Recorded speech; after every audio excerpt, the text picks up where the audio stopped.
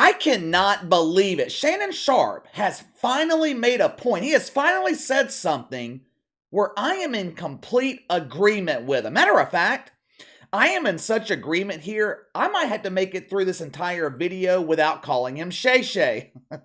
I mean, that's highly doubtful, but I am at least going to try.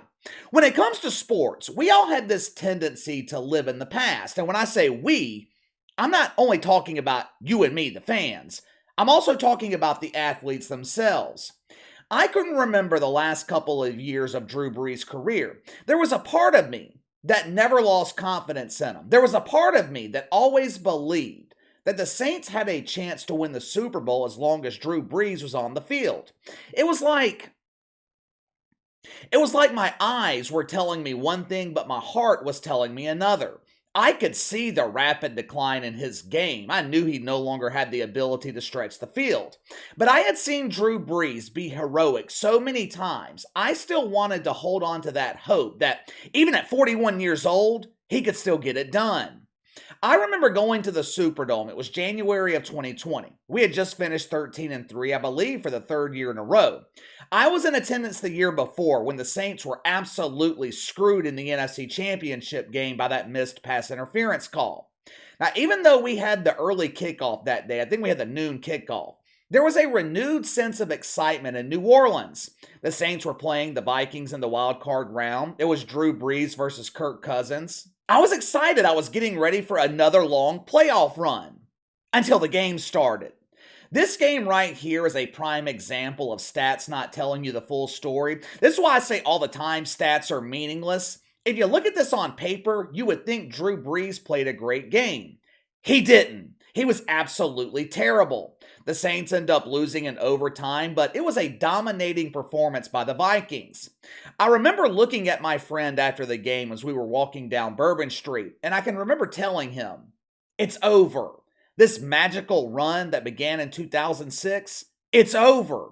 Drew Brees just doesn't have it anymore." Of course, he ended up playing the next season. The Saints made the playoffs, but it just wasn't the same. I didn't have that same faith that I'd had every year before. Now, that is an example of me as a fan wanting to live in the past. This week, we have been given an example of a professional athlete living in the past. Cam Newton is once again trying to make a return to the NFL. He participated today in Auburn's Pro Day. I thought pro days were meant to be opportunities for college players to show their skills to NFL scouts. I didn't realize they were also meant for washed-up veterans to desperately try to re-enter the league.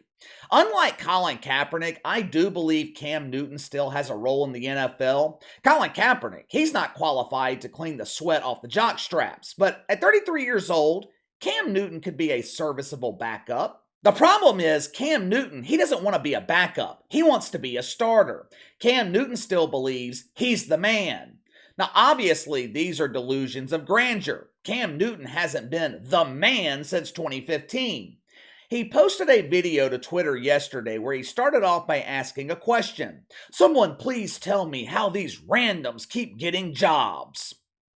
Perhaps he was referring to Andy Dalton, who we're still all trying to figure out how Andy Dalton was the starter in New Orleans last season. There is no doubt the level of play at the quarterback position in the NFL was in drastic decline last season. Matter of fact, quarterback play was so bad last year, I had a difficult time watching. I have had NFL Red Zone since it started in 2009. Last year was the first time I found myself turning off Red Zone on a Sunday afternoon to watch a regular season NBA game. Now, just because the level of play is down, that does not mean Cam Newton is qualified to be a starter. Those randoms he was asking about in that Twitter video, Cam Newton is one of those randoms. There is no difference between Cam Newton and Andy Dalton, besides the fact that one of them has red hair and doctors advise wearing sunglasses around them so you're not blinded. On the field, they're the same shitty quarterback. This is the point Shannon Sharpe was making on Undisputedly Woke this morning. Watch it for yourself. Cam, it's 2023. You one of them randoms. I hate to break it to him, Skip. Yeah. The last time Cam Newton won a game was 2020. The last time he passed for 3,000 yards in a season was 2018.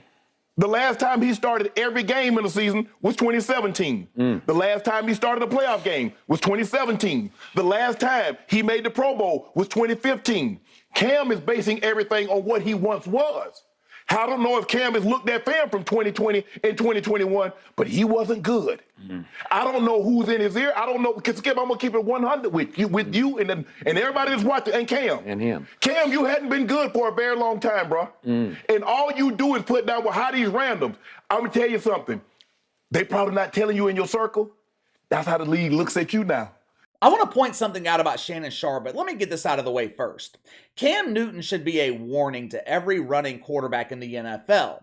I'm not talking about running quarterbacks like Patrick Mahomes, who use their ability to run to open up the passing game. I'm talking about run-heavy guys like Lamar Jackson, or hell, Russell Wilson. Look at what's happened to Russell Wilson the last couple of years. In order to have long-term sustainability in this league, you have got to learn to pass the ball in the pocket. Cam Newton, he never learned how to do that. For years, Ron Rivera tried to get Cam Newton to become a better pocket passer. He didn't want to take away his ability to run. He wanted to make him a dual-threat quarterback, because Ron Rivera knew that one day Cam Newton would lose his burst. He would lose his speed. Whether it happened with age or injury, it was going to happen regardless. In the case of Cam Newton, it was both age and injury. Once Cam Newton lost his ability to run, he was one of the worst quarterbacks in the league. His last 3 years as a starter, he was 7-15. 11 years in the NFL, 8 of those losing seasons.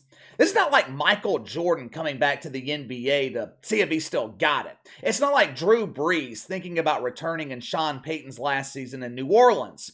Those are two legends. They had both accomplished something. Outside of one MVP season, Cam Newton hadn't done a damn thing in the NFL. But hey, I guess you gotta admire his confidence.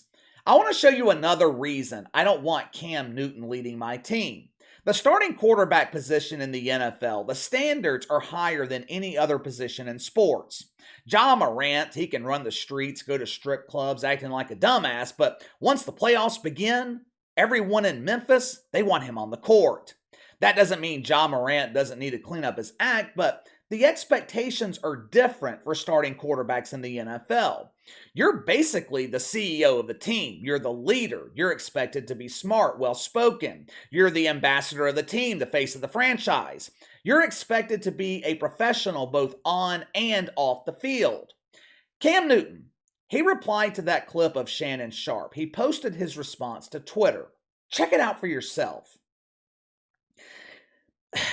It's not that he says anything wrong here. It's just the optics. It looks like a third grader wrote this message. But KC, you're being kind of picky here. Cam Newton has the right to express himself however he chooses. Yeah, he sure does. But you know who else is picky? NFL teams. Coaches and scouts look at everything. Hell, last month, Stephen A. Smith was talking about the NBA hiring private investigators to follow star players around. When these franchises are investing millions of dollars into you, everything you do matters. Even something as seemingly insignificant as a Twitter response that looks like it was written by a blind third grader. But before I get out of here, let me get to Shannon Sharpe real quick. It is no secret that Undisputedly Woke struggles in the ratings. Yesterday, they drew 181,000 viewers. This show is so bad, they are drawing half the audience of Donnie and his Lemons on CNN. But this was not always the case. Undisputed, they used to draw decent ratings. Several years ago, they were almost competing with Stephen A. and First Take. Of course, that was before Shay Shay invited Skippy Bebe to Club Woke, where they engaged in non-stop community wanker spanking. I started this video by saying I finally agree with Shannon Sharpe. The reason I said that, I finally agree, is because they were finally talking about sports. Shannon Sharpe finally made headlines for something that was sports related. He wasn't making headlines for refusing to show up to work because he was having a lover's quarrel with Skippy Bebe. He wasn't making headlines for pointing out mythical racism in the NFL because his favorite black coach wasn't hired. He wasn't making headlines for getting into some unnecessary argument with Ja Morant's family at a Lakers game. It's amazing how relatable sports analysts can be when they talk about sports. This concept worked for decades. We used to be able to turn on ESPN, or in this case, FS1, and escape all the political bullshit. Today, they've both become more political than CNN. Now, I'll admit, Shay and Bay, they are not nearly as bad on FS1 that they are on ESPN, but Shay and Bay, they still have plenty of political moments. Anytime oranges are offered in catering, it triggers Shay Shay's OMB. Orange man bad. When I was watching that clip earlier, for some reason, it just reminded me of what sports television used to be. I don't know why. I guess it's because I was finally agreeing with Shannon Sharpe. But don't worry, though. Don't worry. By this time next week, I am sure he will return to mythical racism, and we will once again be back in our normal state of disagreement. But give me your thoughts. Shannon Sharpe destroys Cam Newton. Do you agree with him? Do you think Cam Newton has a realistic shot at being a starting quarterback in the NFL? I don't, but you let me know. Sound off in the comments below. Make sure to like and subscribe. Click the notification bell to receive all notifications from the channel. Best way to contact me is by email at btlkc84@gmail.com, KC_BTL84 on Twitter. I'll see you guys tomorrow.